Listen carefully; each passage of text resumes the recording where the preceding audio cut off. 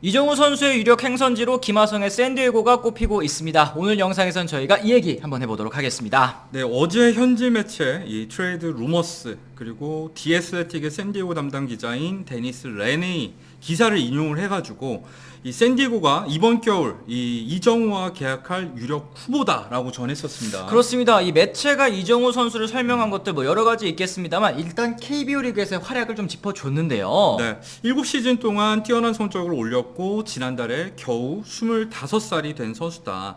올 시즌은 발목 수술로 인해서 일찍 끝났지만 포스팅 여부에는 영향이 없다 이런 얘기를 했어요. 그래요. 그러면서 이제 샌디에고를 이정우 선수의 행선지로 이제 꼽은 이유, 전통적으로 국제 스카우팅 분야에서 공격적이었다라는 얘기를 했고요. 또 거기다 김하성 선수의 존재까지도 언급을 해줬습니다. 네, 김하성은 이정우와 친하고 히어로즈의 전 동료이기 때문에 영입에서 이점이 있을 수 있다 이런 얘기를 했죠. 그리고 김하성 선수도 최근 이제 샌디에고 트리뷴과의 인터뷰에서 공개적으로 이정우 선수와 같이 뛰고 싶다는 희망을 밝히기도 했었습니다. 네, 이정우는 훌륭한 선수이고 메이저리그에서 성공할 수 있는 모든 조건을 갖추고 있다. 나는 그렇게 믿고 있고 팀 동료로 와줬으면 한다.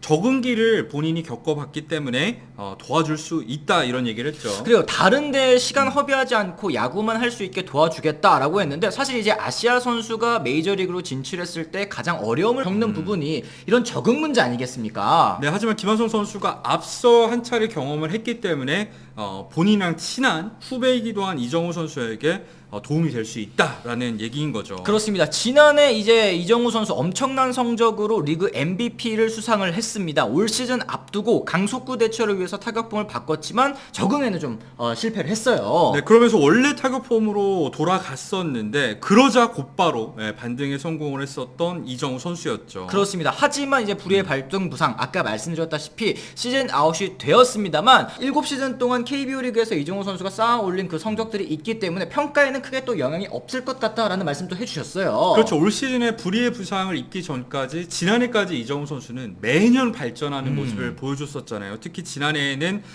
박병호 그리고 강정호 이 메이저리그에 앞서 진출한 선배들 못지않는 이 조정 지표를 기록하지 않았습니까? 그렇죠. 올 시즌 같은 경우에도 뭐 아무리 부진했다라고 하더라도 김하성 선수의 진출 직전 시즌과 비슷한 타격 생산력을 보였기 때문에 한마디로도 앞선 선배들 대비해서 KBO 리그에서 타격 성적은 뒤떨어지지 않았다라는 뜻도 될 것 같습니다. 또 그리고 이정우 선수에 대한 스카우팅 리포트는 이미 여러 매체를 통해서 공개가 됐었는데 스카우팅 리포트에서 이정우 선수에 대한 평가들 저희가 소개도 하지 않았습니까? 그렇죠. 그런 것들도 이정우 선수를 얼마나 현지에서 높게 보고 있는지 알 수 있는 부분이죠. 그리고 샌디에고가 영입을 하려면 이 외야 상황을 좀 한번 살펴봐야 되겠죠. 현재 뭐 소토와 그리시암, 타티스로 구성이 되어 있는데 약한 골은 역시 중견수가 아닐까 싶습니다. 그렇죠. 이 확실히 그리샴이 골드글러브를 2차례나 수상했을 만큼 수비력이 뛰어난 선수이긴 합니다만 올 시즌에도 사실 2할 극초반대 타율에 그치고 있는 상황입니다. 그래요. 올해 이미 연봉이 317만 달러 그리고 이제 내년에는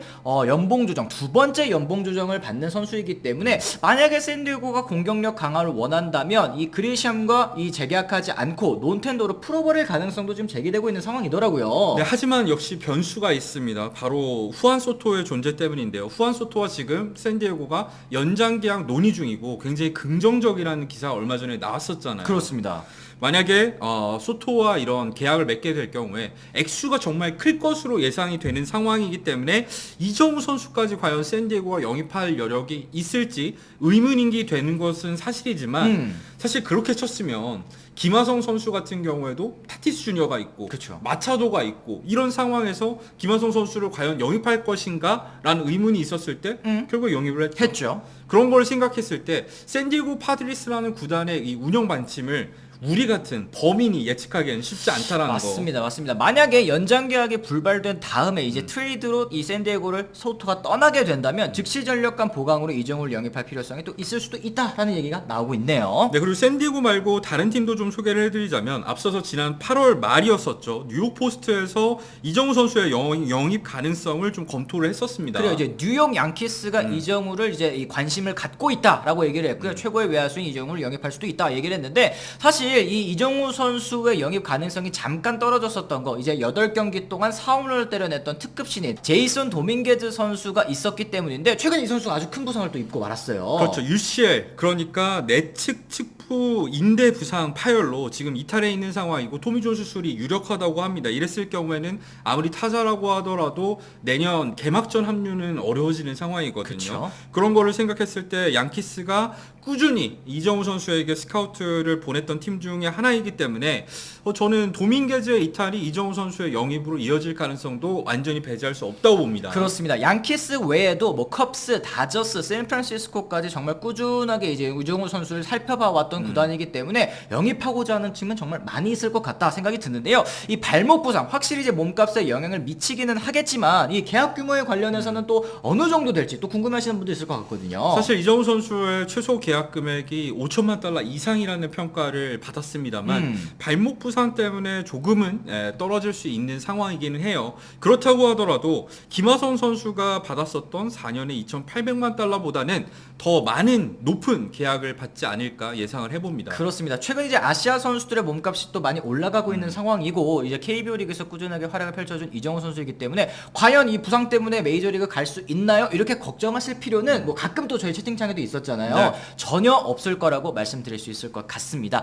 여러분들께서는 이 샌디에고에서 이정우 선수와 김하성 선수가 함께 뛰는 그림 또 어떻게 생각하시는지 또 궁금한데요. 댓글을 통해서 남겨주시면 또 좋을 것 같습니다. 자, 이렇게 해서 저희가 오늘 준비한 소식은 또 여기까지입니다. 저희는 내일 또 다른 컨텐츠로 다시 돌아오도록 하겠습니다. 지금까지 시청해주신 분들 모두 감사합니다. 고맙습니다. I'm ready, I'm ready, I'm ready, I'm ready to go. I'm ready to go.